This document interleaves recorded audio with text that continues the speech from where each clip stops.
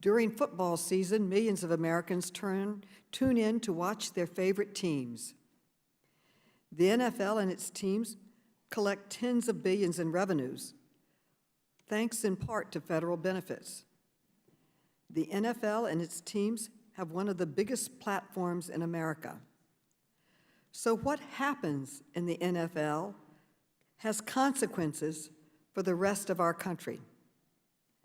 The committee launched an investigation last October after the NFL refused to release the findings of an internal investigation into the widespread sexual misconduct at the Washington Commanders. The committee requested these findings, but the NFL and the Commanders have refused to produce them, while also withholding more than 40,000 documents collected in their internal review.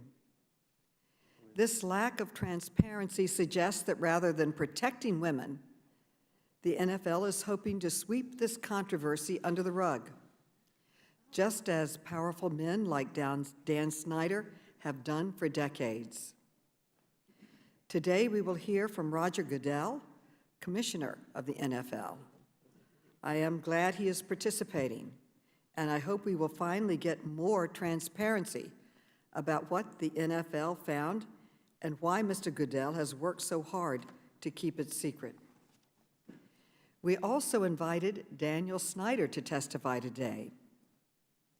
But rather than show up and take responsibility for his actions, he chose to skip town. Apparently, Mr. Snyder is in France, where he has docked his luxury yacht near a resort town.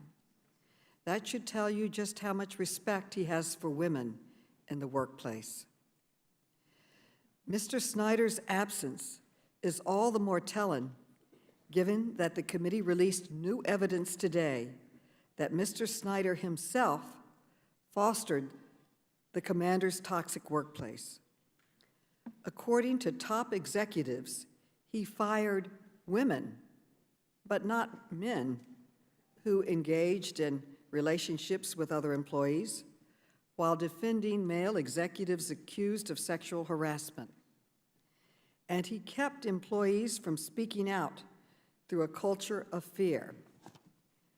As one longtime employee described Mr. Snyder's tactics, quote, "If you don't obey, intimidate.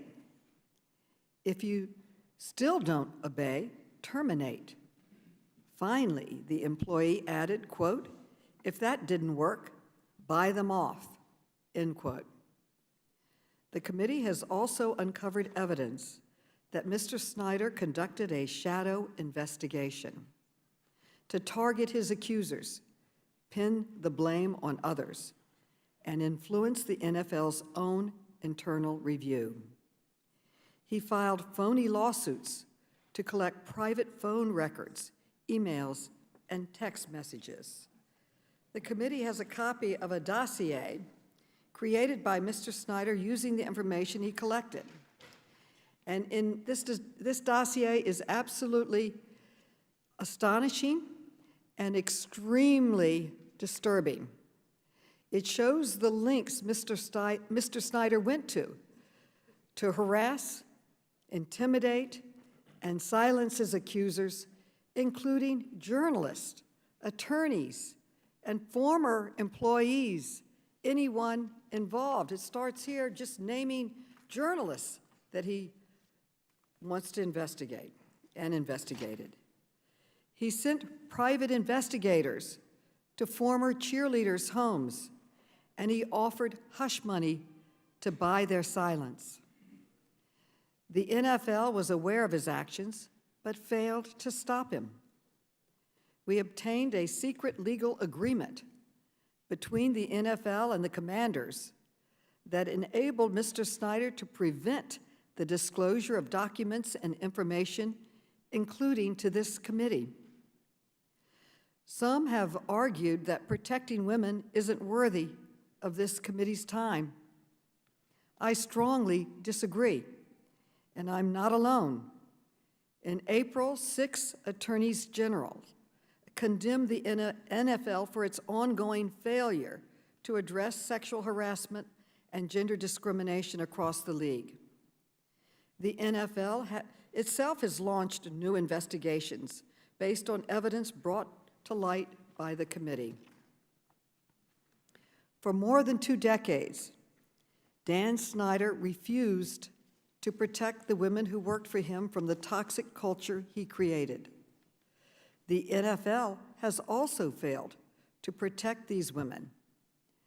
Now I believe it is up to Congress to protect them and millions more like them. We have introduced 2 bills, along with committee members, to do exactly that. Our first bill, the Accountability for Workplace Misconduct Act, will require employers to conduct thorough investigations and share the outcome with victims, and it will prohibit employers from using non-disclosure agreements to conceal workplace misconduct, one of Dan Snyder's favorite tactics. Our second bill is the Professional Images Protection Act. Our investigation confirmed that the commanders secretly created lewd videos of cheerleaders for the private enjoyment of Dan Snyder. That is despicable, and our bill will create notice and consent requirements for employers who use their employees' professional images. Let me also assure my colleagues that we can protect workers while also making progress on other important issues. Just this month, our committee held a crucial hearing on gun violence and advanced legislation to protect LGBTQI rights. And next week, we will be holding a bipartisan hearing with President Biden's drug czar on the opioid crisis. But today, our focus is on protecting women in the workplace, and I believe that issue merits our full attention. In February, the committee held a roundtable where we heard directly from several courageous former team employees. Before I yield, I'd like to remind everyone what they said about the harassment they endured and the need for accountability, and they asked Congress to act. We will now play a video.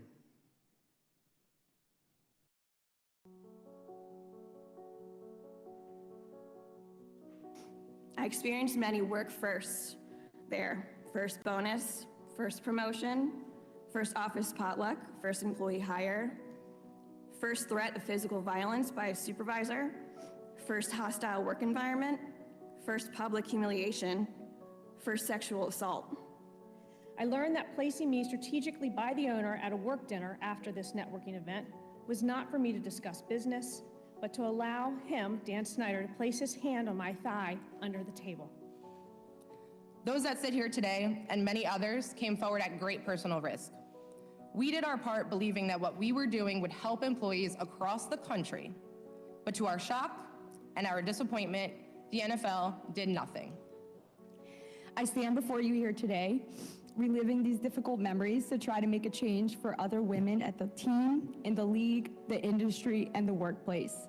There are just some of the stories that the Washington football team and the NFL have tried so hard to hide. I want to shine a light on the toxic workplace that we endured and to plead with the NFL to release the report from the Wilkinson investigation. This is not just about the Washington football team and its employees. It's about the millions of women in workplaces across the country who endure harassment every day in our everyday lives. Today is when Democrats and Republicans can come together and ensure that what we experienced will not happen anywhere else throughout this country. Today is when we can make a difference and we can show the American people how impactful Congress can be. I now yield to my good friend, the ranking member, Mr. Comer, for his opening statement.